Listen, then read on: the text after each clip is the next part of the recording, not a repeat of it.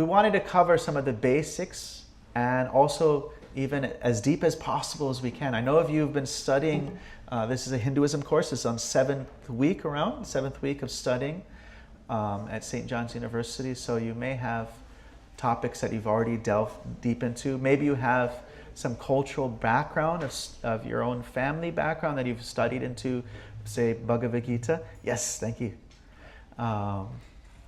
So who here can tell me how reincarnation is a scientific fact? Anybody can tell me how reincarnation is a scientific fact?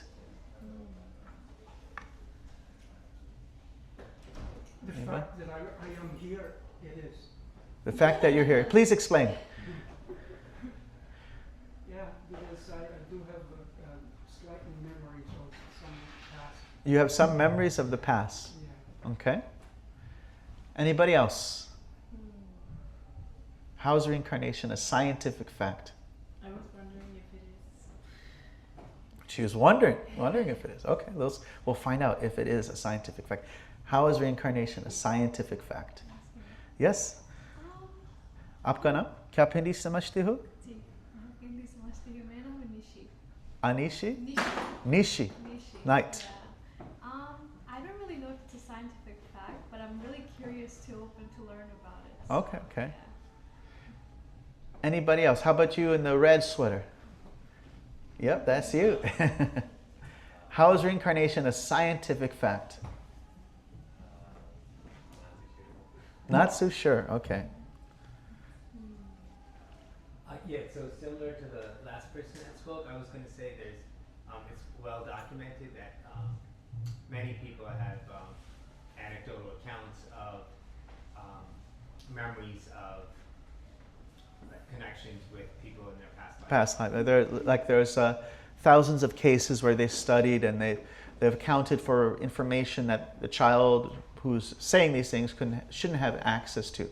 But there's something else actually in the Bhagavad Gita, something Krishna explains. Yes? I would say that energy is neither created nor destroyed. Energy is neither created nor destroyed. Very good. And also another hand behind you came up. Same one? Oh, you guys your energies are aligned. So, very nice, very nice. Thank you very much. And yes, you raised your hand up. I met somebody who had remembered her entire past life when she was a child, and she took the people to the television station to her Previous. past family, and she knew their names and family history. Okay, very nice. Thank you. Now, quick question. How many of you had to take biology in middle school, high school? A multiple choice question. How does the body grow? Is it A, bodies grow like balloons. You add air, you add water, you add substance, and it's just bigger. Or that's A. And there's B, your old cells are replaced by new cells or multiples of new cells. Which one is it? B. Are you sure? Yes. Okay, good. And this is a related question. Anybody speak Spanish? Habla español. How do you say meat? The stuff that we won't be serving tonight in Spanish. Carne. And DeAndre, could you give us a demonstration? Show us the carne. Please. Come on. Anybody? Show us the carne. Come on. All right, yes. So, Nathan, did you have that same carne 10 years ago? No. According to biology, is this the same carne you had? I guess it's kind of the same. You guess? Wait, how does the body grow? Old cells. Old cells die. How long do the cells live in the body? 7 years.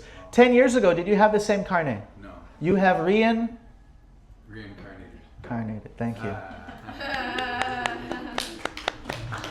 So this is exactly how Krishna explains reincarnation in Bhagavad Gita, chapter 2. He says, Dehinosmin yatha dehe komaram yovanam jara tatha dehantaras praptir dhiras tatra namuhyati. So Bhagavad Gita is a song. It's a song of God, song spoken by the divinity itself. himself. And he says, Dehe, the one in the body, Dehe no, the one inside the body, is changing from body, not just at the time of death, but right now. You are reincarnating. From Komaram, who knows this word, Kumar? It means like a a kid, like Rajkumar is the prince. So Kumar, Yovanam. We get this in Spanish and English. How do you say Jovan? Yovan. Yovan. Youth. It's all, this Sanskrit is, how many, you speak Hindi? A little bit? You speak Hindi. What do you say? Any language extra? Bengali. Ami skuli java bangla polbo. Apne ke hona chahiye? Valo, yami valo. Aaj ke prasad khub bhalo hoyeche. Aaj ke prasad khub bhalo hoyeche. Yes. So, the rest of you, any of you think you speak an Asian language? Actually, all of you speak an Asian language because English is an Indo-European language. It's an Asian, it's a Sanskrit-based language. It's got Sanskrit roots. So, Yovan, youth, and even Jara. Jara, we have this geriatric from Kumar, from boyhood to youth to even old age. We are changing our bodies. And therefore Krishna says, Dehadihantara praptir. Similarly, just as we are already changing our body now, we also accept another body at the time of death. So how many of you accept that you change your body now? It's not a balloon that it's grown bigger. That's not how the body grows. But there is an energy called ahankar that creates a false sense of self, that this is me. But if it is me, what about the body I had when I was 10? That body is literally dead. And I didn't have, like on my 11th birthday, like a cry, my 10-year-old body is dead. But it is dead. Actually, from the Vedic perspective, from the perspective of the Bhagavad Gita, nobody has a soul. Because a soul is not something that you have. You are a soul, and you have what? A body, exactly. So you have this body, this vehicle that you're in, and the way this material energy works is that to keep this thing working, just like imagine if you put gas in your car and it started fixing itself, fixing all its problems just by putting gasoline in it. So similarly, the way the body works is that the food not only goes to help give energy, but it maintains the body. So the way the body maintains is old cells are replaced by new cells. In this way, we're in this machine. It's in the Gita, Krishna uses the word yantra, which means a machine. Yantra rudhani maya. So we're in this machine, but we currently think the machine is me. Ahankar. So I think if someone asks, who are you? You say, I am such and such. I am from New Jersey. I am blah, blah, blah.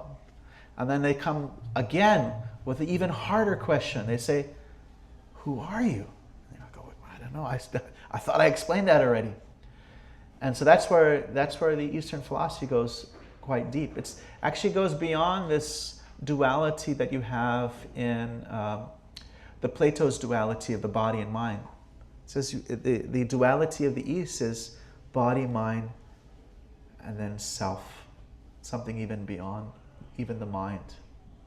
Because just like you can observe the body and see it in meditation, you can see that you're an observer of the body. You can also observe the mind. Like if someone asks you, how are you today? You could actually say, my mind is doing happy today. Or my mind is actually is quite frustrated today. But I'm actually not the mind, but because I'm watching the mind as someone watches a TV show, and when you watch that show and you see something happening, you start crying because you identify with what's happening on the show. You know, you're watching, why did they kill him? Oh no, why did they do that? You watch some show and you're feeling all these emotional pains and distress, even though you know it's not real. So in this way, how many of you have heard the term Maya? 1, 2. Any others? 3. So Maya means that which is not, illusion. So this material world, it's considered real. It's not a false energy, but it's an illusion, is our connection to it. It is like a virtual reality. So how many of you put on a VR set? Any of you put a VR set on before? So imagine you create a nice virtual reality for your friend to, play some game into. And so he's playing this game, but he's just so engrossed in it. You actually invented this VR program yourself. You're the engineer of the software. You've made this program. And your friend is so much into it that you're a little worried about his progress. So there's some things you add a new firmware download into it. You update it. And so one thing you add to it to keep your friend from not becoming too engrossed is the element of time. And time, we don't mean in the Vedic sense. Time doesn't just mean the passing of, going through, but it's actually the energy that causes decay. So when you're in this world and you see everything decaying, that's one way that the person who's in the VR, this world is like actually a VR.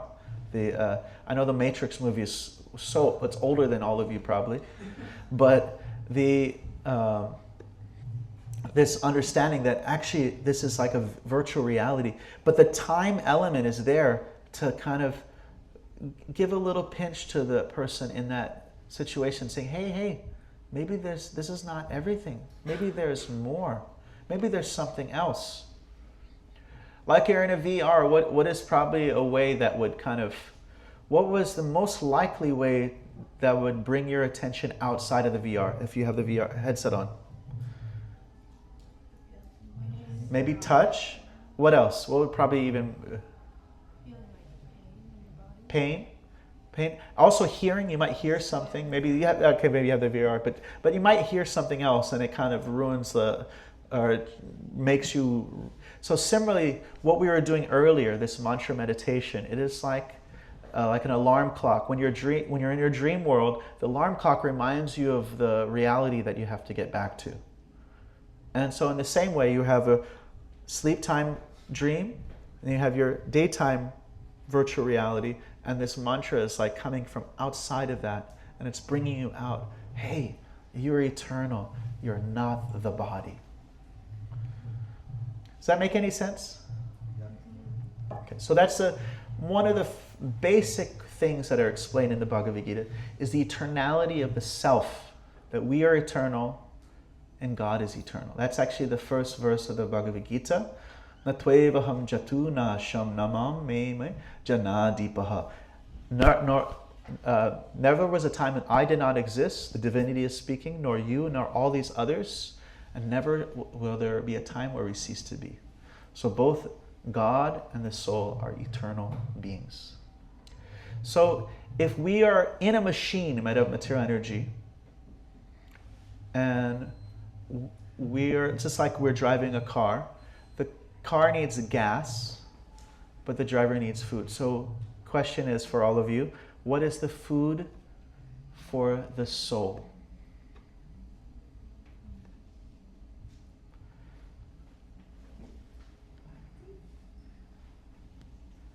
Or you have to get out.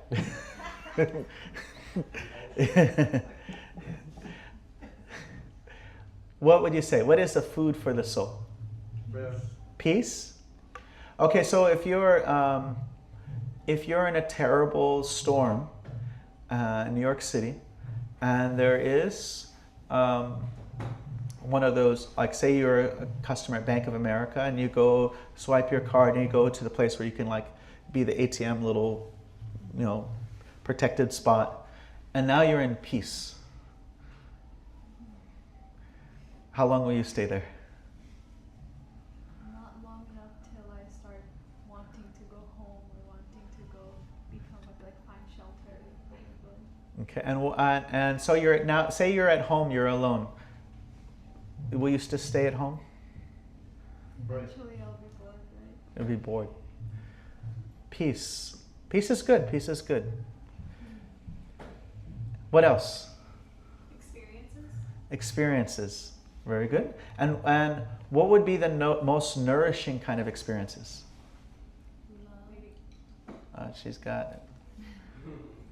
So the self, actually, by nature, it desires connection.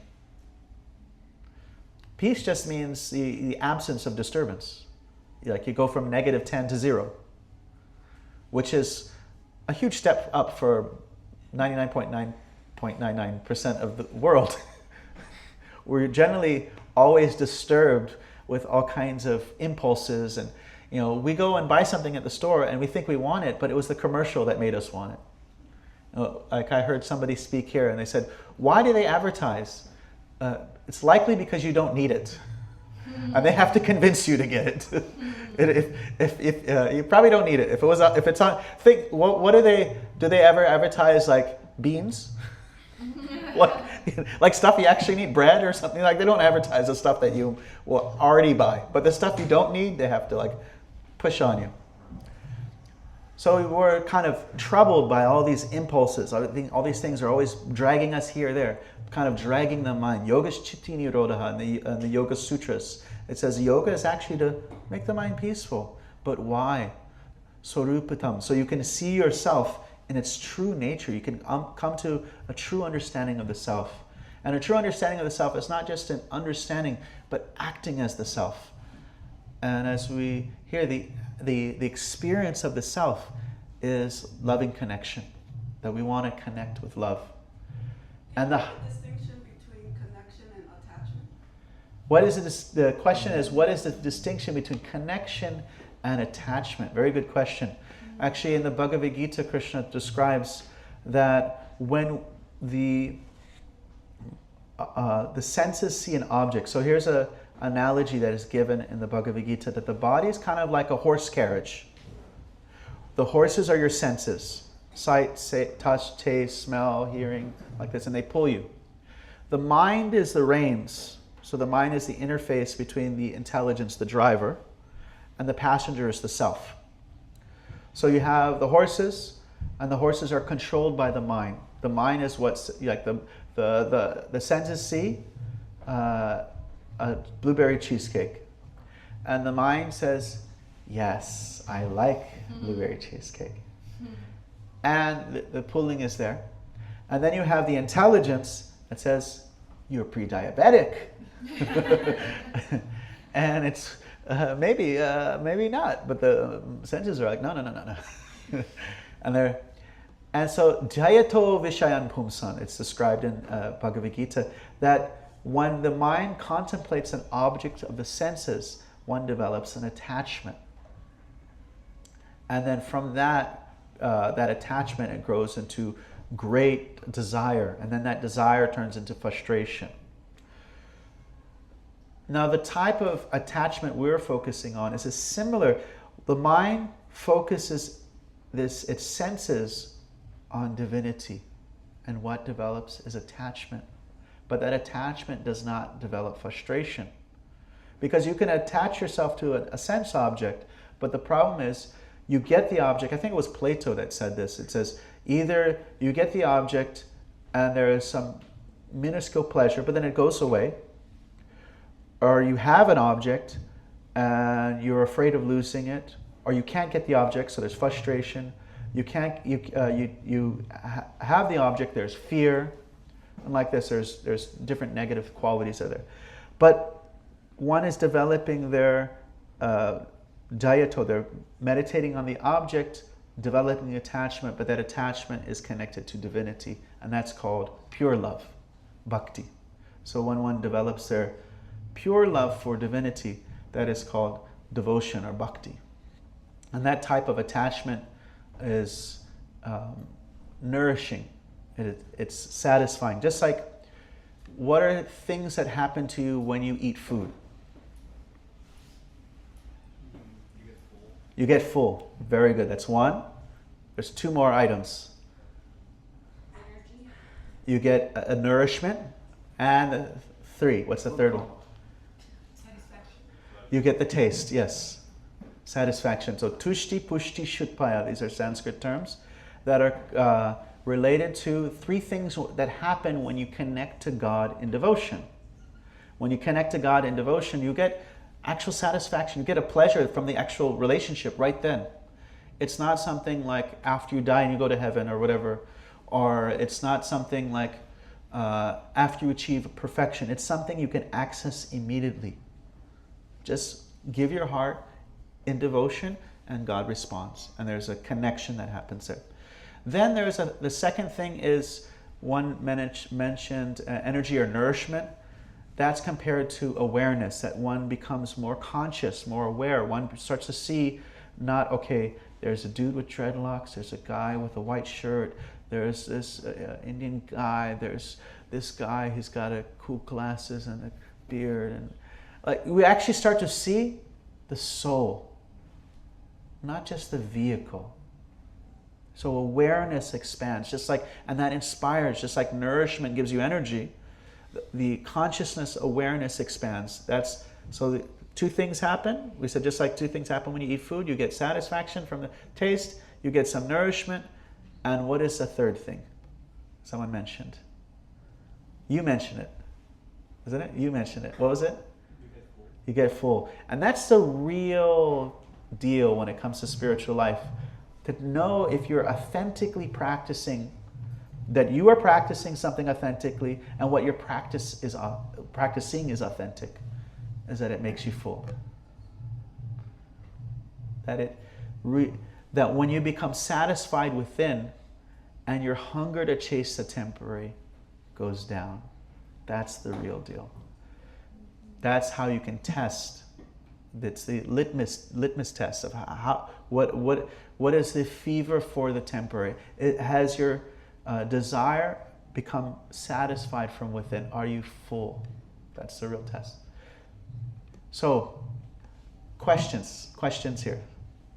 And you can also, I know all of you have been studying, so you can bring up questions from your study. There is what is called Shraddha and Shamshaya. Shraddha means faith and Shamshaya means doubt. And both of these things are very important in spiritual life. It is like gas and brake. If you just step on the gas, you're gonna be in a deadly accident. You know, that is called blind faith, and Krishna rejects it in Bhagavad Gita. But he also rejects what is called blind doubt. Blind faith, it means you have the answer. I have the answer, but please don't give me questions. I just want to hold on to my answer.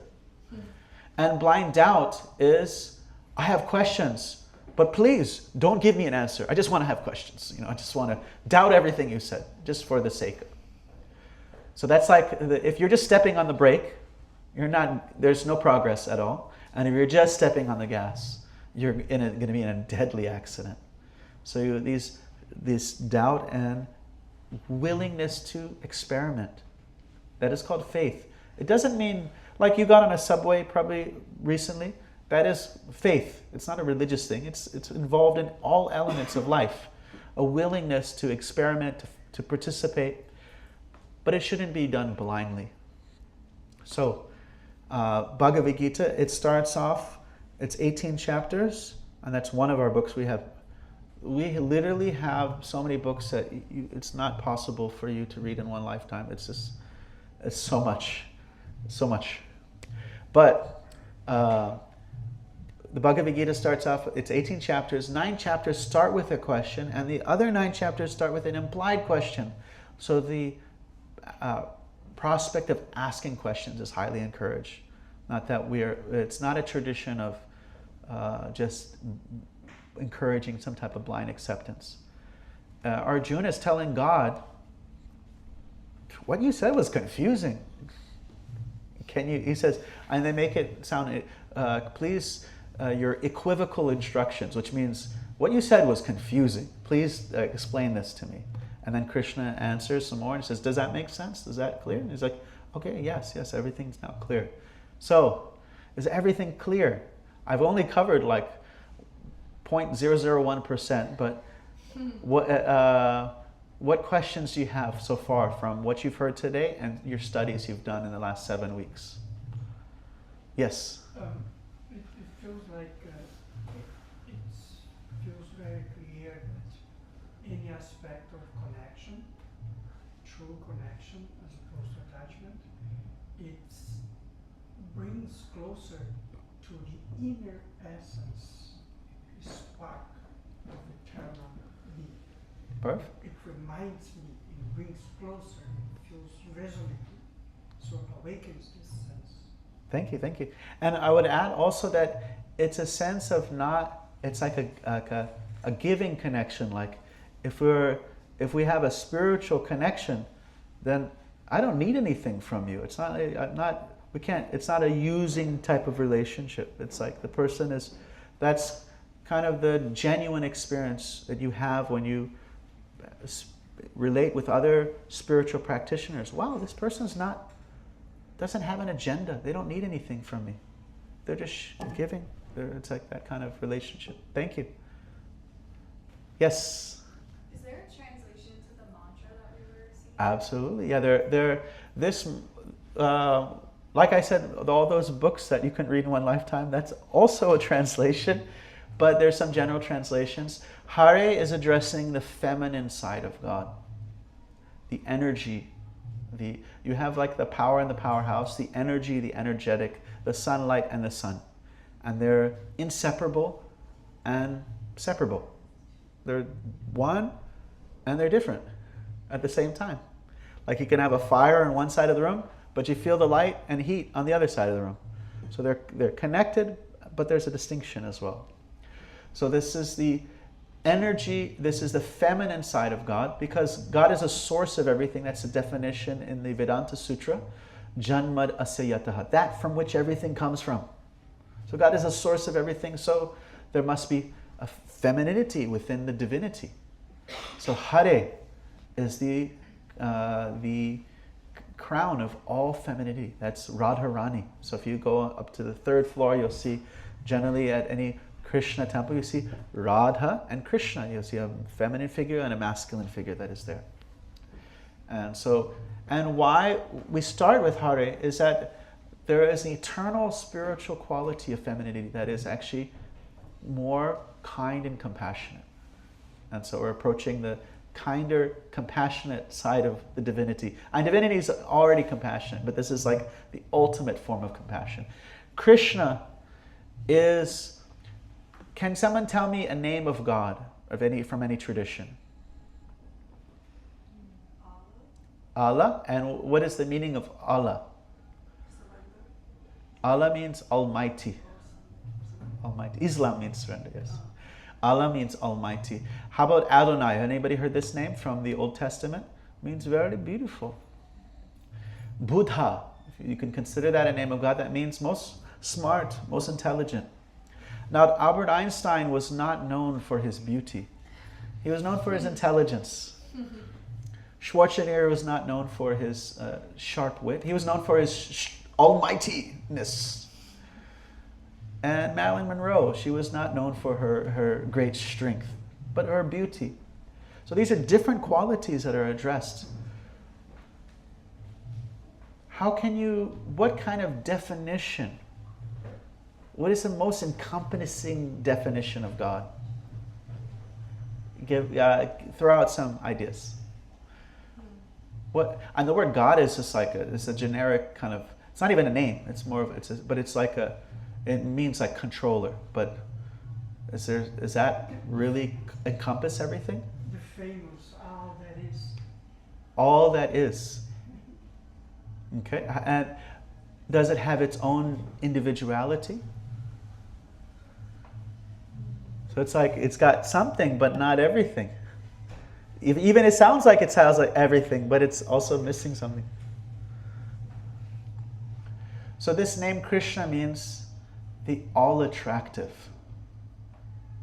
So if you say all-attractive, that means already most beautiful, Adonai, Buddha, most intelligent, Allah, all-powerful, all that is, because that is another attractive quality, the supreme individual, that is also attractive qualities. All the infinite attractive qualities within the universe and beyond the universe are encompassed in this term, the all-attractive one.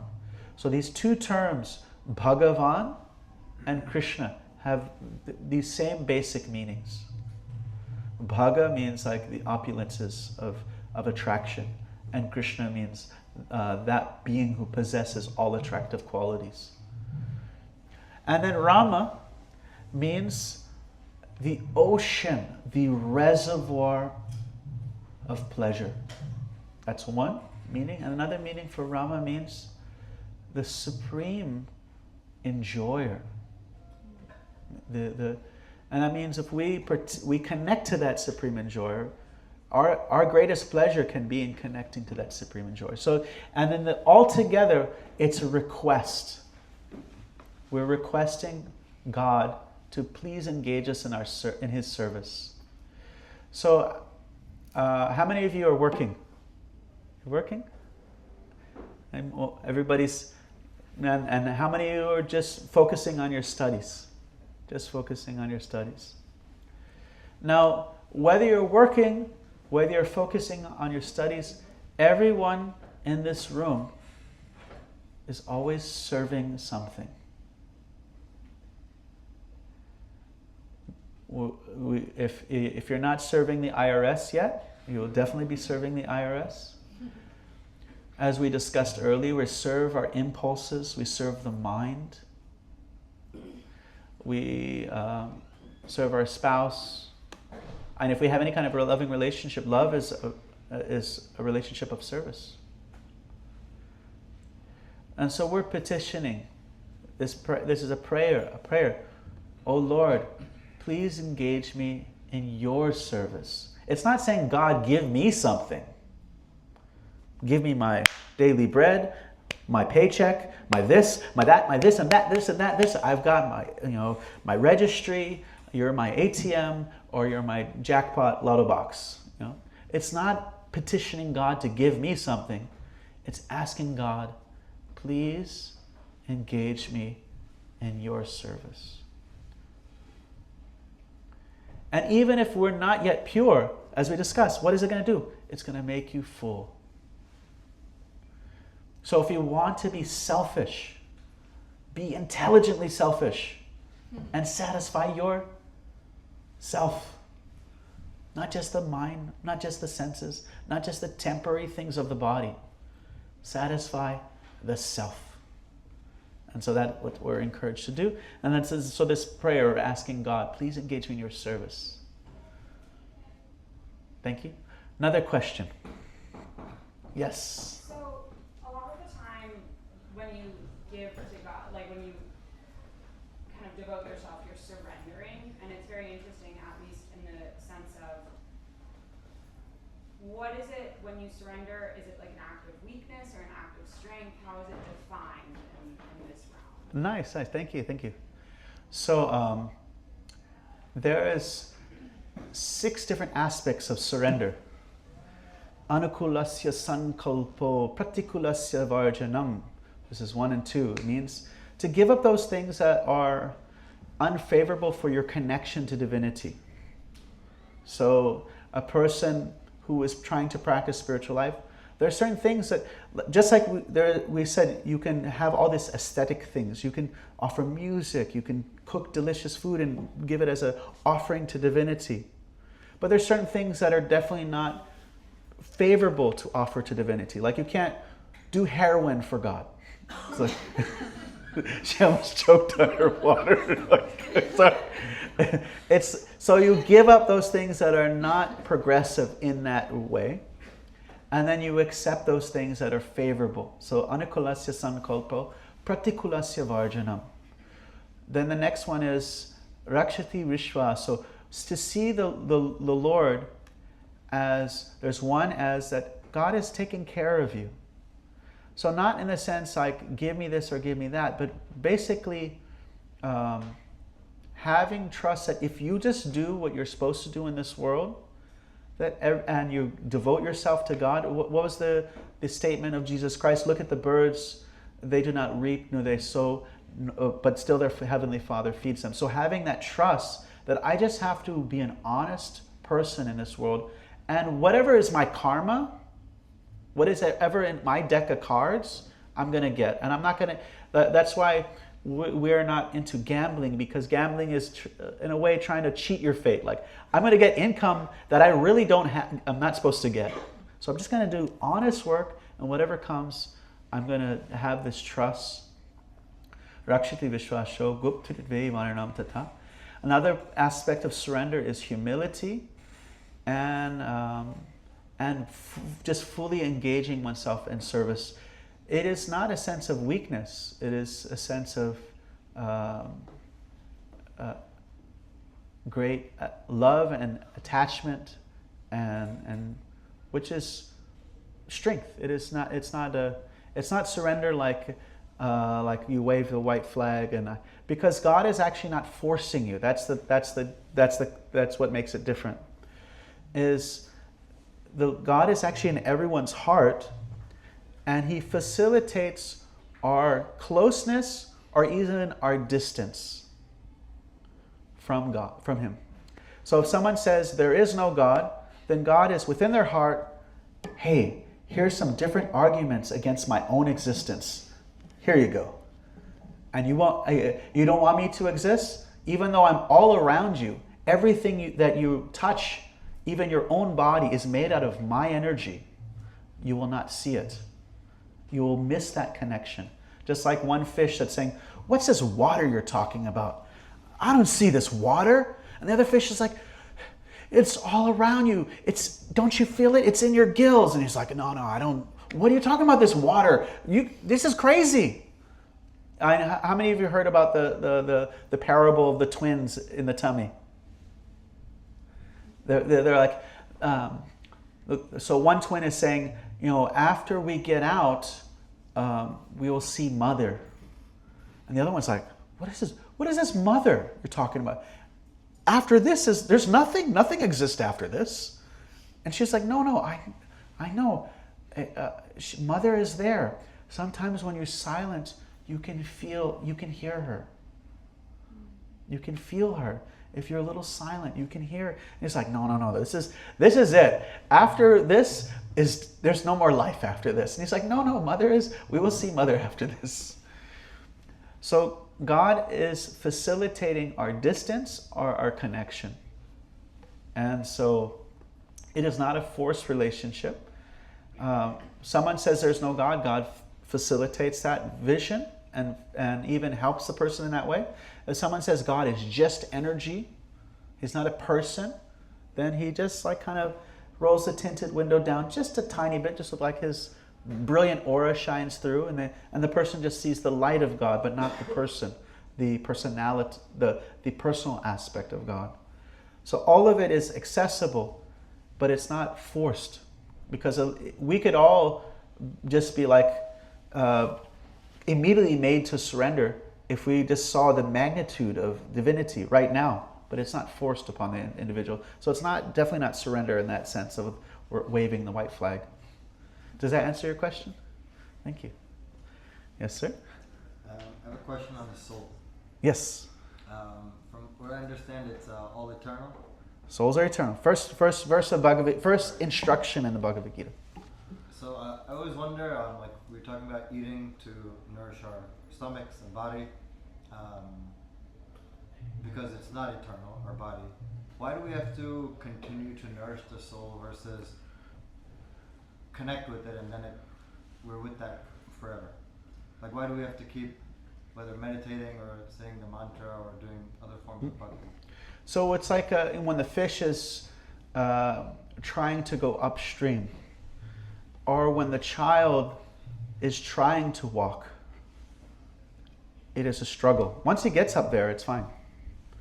So the child is within the child's. How many of you, when you walk, you're like, okay, left foot, right foot, left foot, right foot, left. You're not thinking about it now. You just do it, and there's no really conscious endeavor for you to move your legs. You're just okay, I'm going over there, and you just go over there. But the child, it looks like some work is going on. He has to put this constant endeavor there. But because it's within him in his DNA, it's like it eventually becomes a natural thing, and it just does it without any type of concentration, meditation, endeavor. So you're saying, why do we have to do this meditation, this concentration? Because we're like the child who is learning how to walk, but it's already within him. We're not practicing something that's not within us. We're reawakening something that's actually natural. Devotion to God is the eternal message of Muhammad, eternal message of Jesus. These are actually what we call in Sanskrit, as our Hinduism students, what is the word? Sanatan Dharma. What does Sanatan mean? Eternal. So this is our eternal nature. We're trying to reawaken that. And so you have great teachers who came in various different cultures, and they're presenting it. They're basically reminding people of an eternal message, according to what the audience can understand, according to the time, place, and circumstance. But you know, someone doesn't become famous for 2,000 years by becoming like Miss America or Mr. Universe or give it 200 or 300 years, nobody's going to know who the Beatles were, and hardly anybody knows. Even now, the young people don't know. They are more famous than any of the musicians are today. But 2,000 years of fame, that's someone who was connected to divinity. Unless you maybe you do something really extremely horrible, maybe you get like a 1,000 years of, people still know you.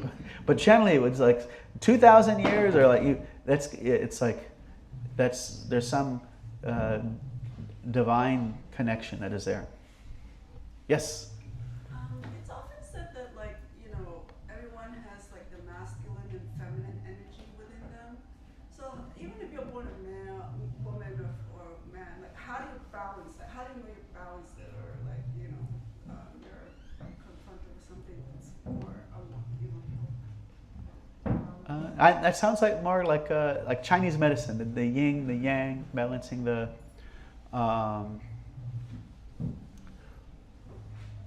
So in the Bhagavad Gita, Krishna, he says, one should not take the activity. Don't pretend to be someone else. There's 2 verses in the Gita that he repeats. He says twice.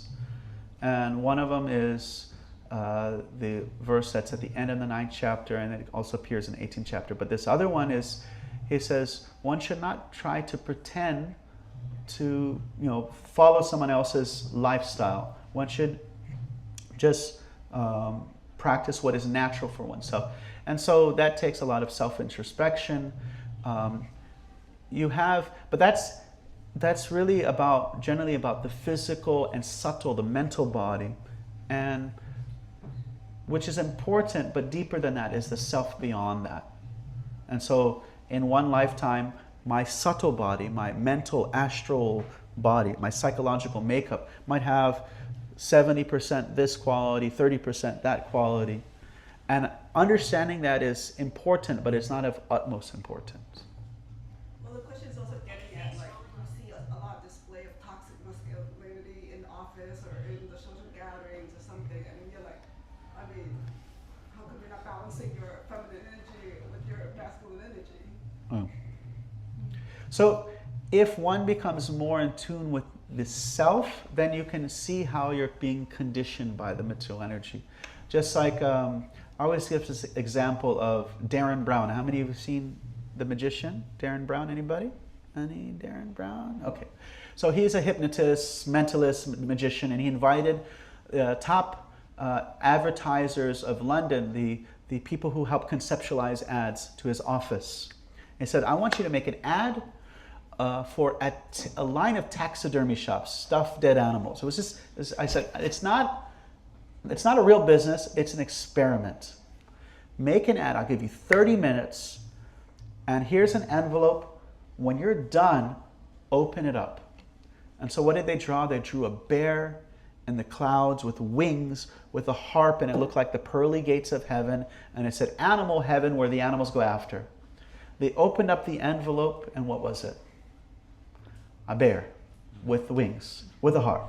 pearly gates, animal heaven, and it said something a little bit different. How did they do it? It was simply the taxi ride. From their office to his office. Pass by a music shop, harp in the window. As they entered the building, someone with a package with wings drawn it walked out of the building. They passed by the animal hospital. They passed by the zoo where little kids who were actors wearing a shirt that had the zoo gates but looked like the gates of heaven walked in front of the car. All these little things in a 30-minute drive condition them, pre-plan them to behave in a certain way. So we have conditionings of material energy, and so becoming more in tune with the self beyond that material energy, we can understand more clearly how we're conditioned. So those are like, instead of dealing with the symptom, we deal with the actual disease itself. Another question? Yes, I see a hand, but not a face. Yes? So, maybe it's like off topic, but I wanted to ask about karma. Karma, yes. Yeah, like when to know it's karma and when to know like it's a free will. Both. Whatever. Both, yeah. So karma is the deck of cards that you're dealt with, and your free will is how you deal with that. So one may ask, okay, if you're... this is one of the reasons that I wasn't born in a Hindu Vedic family. I wasn't born into this. But I had a sister who passed away when she was 2 years old. And the question that comes up in people's minds, if God is all loving, all powerful, all knowing, then why does something like this happen? If can imagine, what is your name? Nasli. So Nasli, she has her long hair, and she walks into a little bodega, and I'm sorry to say, Nasli, but the cashier grabs you by your hair and holds you down. How do you feel? Horrible. Now, we're going to make it a little better. The office, the door is open, and the manager is watching. Is it better now? No. Okay. So you come into this world, and this world gives you a slap. And then we're told the boss is watching. What? I just walked into this world. How does that make any sense? Now there's a little piece of information that can what piece of information could help make sense of that scenario? The boss was awake or sleeping? What? If the boss was sleeping? No, the boss was watching her. Just watching. As she's being held down. If she was trying to steal something? I don't know. No, she just came in. He knows I have the capacity to do something about it. Huh? He knows I have the capacity to do something about it. He knows you have the capacity? No, he's just a cashier. You haven't done anything. You're not getting punished for actually a crime that you haven't yet done. Actually, I know she looks very kind, but she had been there before. She came to that bodega before, and she caused a whole lot of trouble. And now the cop was there in disguise, and she has been caught. And the boss is watching. It only makes sense, the inequality that we all face at birth. We're not born in families of the same income. We're not born as families of the same spiritual vigor. We could be born in an atheistic family or a family of religious fanatics that totally burn us out. Like maybe the atheists had more opportunity to become spiritual because these people were just like total hypocrites, you know? Or someone's born in a very spiritual family and they're very kind-hearted and it inspires the person. So it's not even material inequality, it's even spiritual inequality, like opportunity to be able to appreciate and access spiritual culture, religious culture. It's not the same. And this is because there are many lifetimes. And Arjuna asked this question to Krishna, what happens if someone, in this chapter 6, he says, what happens if someone practices spiritual life and just says, man, this is tough, screw it, I'm going to Vegas. And they just give up everything that they've done. They just throw away all their spiritual practices. And Krishna says, there's no loss. You do 5% in this life, you'll continue on 6% in the next life. You will carry that with you. The Sanskrit verse goes, Purvavyasena te neva shriyate hyapi sopi saha jigyasur api yogasya shabda brahma ativartate. So purva means again. Abhyas means practice. Purvavyasena te neva shriyate. Shriyate means from within the heart. As if driven within the heart, he'll be attracted to spiritual principles and practices. He may not be attracted to religion, but he will be attracted to honest, true spiritual knowledge. You might find an atheistic or agnostic person who is more spiritually along their path than a religious person, because a person came to agnosticism because they're just not wanting to accept anything that's BS. They're looking for real truth. And when they find it, they jump at it. It says, driven within the heart. And so Krishna says, Jigyasur, that kind of inquisitive person, he is above just the person who is just ritualistically religious. Maybe they did it because their grandma did it, their father did it, this or that. But a person who is actually seeking divinity. So there's no loss. So we carry on from our past life. Now one may ask, well, what's the point of suffering karma? Or what is the point of suffering reactions of things you haven't any memory of? You guys are saying karma. What's the benefit of that? So karma is not, it's not a punitive. It's transformative. Without even having seen so many YouTube's social experiment videos, you may even know the answer to this question. There was a YouTuber, he dressed his 13-year-old brother in a t-shirts and jeans on 5th Avenue in 12-degree weather. And he had a sign, please help me. This is back before all of the stuff was staged, this is old ones. Anybody say, yeah, he's out there, it's freezing cold. Who comes to help the kid? You haven't seen the video, but who comes to help the kid? Homeless person, someone who has experienced the pain of that situation. Now, imagine if someone was very greedy in their past life. They stole their own grandmother's money. If you can't learn how to not to be greedy from school, from your parents, from some religious scripture, this or that, then school of hard knocks, karma. But what it does is the person became, instead of apathetic, became empathetic by his situation. The situation of poverty made him empathetic towards the plight of others. So it was a transformative experience, not a punitive. So karma. Yes? So the karma, let's say the karma that you're not conscious of, the karma that you're just now learning about, is that something to be scared or be in fear of? No. Karma can be completely burned away when the living entity decides, I don't want to be in this VR anymore. I just want to connect to divinity. And then, therefore, although we've been here for millions of lifetimes, not 10 lifetimes, millions of lifetimes, and therefore we have good bank accounts and bad bank accounts of karma.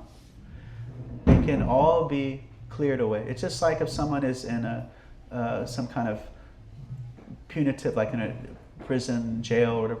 But if the king, the president, they said, this person's reformed. We can see they're actually reformed. There's no point for that situation, for that person to be in that situation anymore. They can be let out.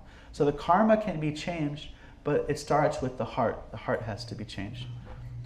It's one thing to stop one's activities, but really it's about changing the heart. And that heart change comes from what you said, the attachment. We actually, when we develop attachment and we get full and nourished, then we are no longer drawn to, like I said, the surrenders, giving up those things that are not conducive for our spiritual life. We become drawn to do those things that connect, that deepen that relationship. And therefore it's not a struggle. If you're starving and you are desiring to take away the pizza that's the rat, you and the rat are in the subway, you're like fighting over this old gross slice of pizza, but someone gives you a delicious meal, then you have no struggle with that dumpster food desire, because it's being satisfied with something higher. And so we're trying to get that higher taste, that higher experience with connection to divinity. Yes?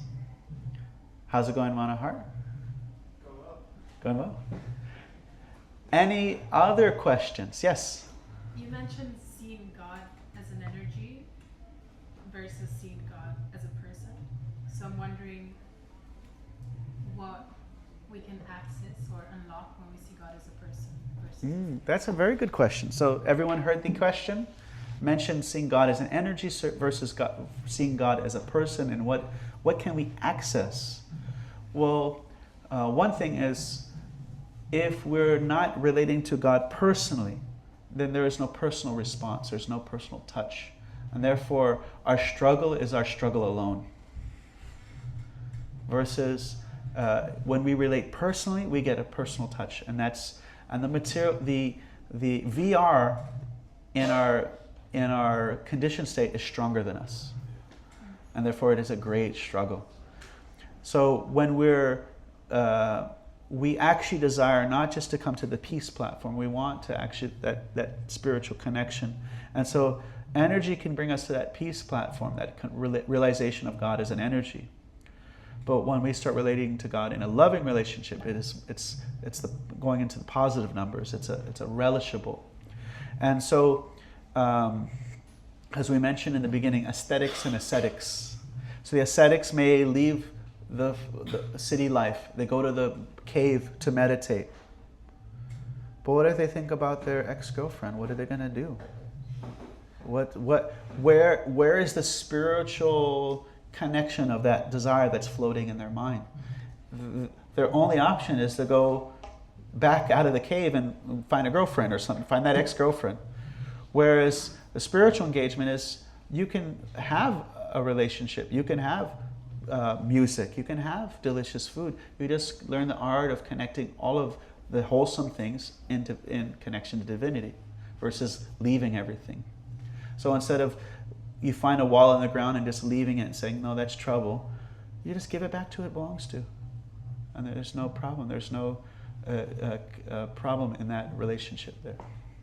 So there's the sweetness, on that we can go on for a long time, but there's the sweetness, there's personal help and attention and connection.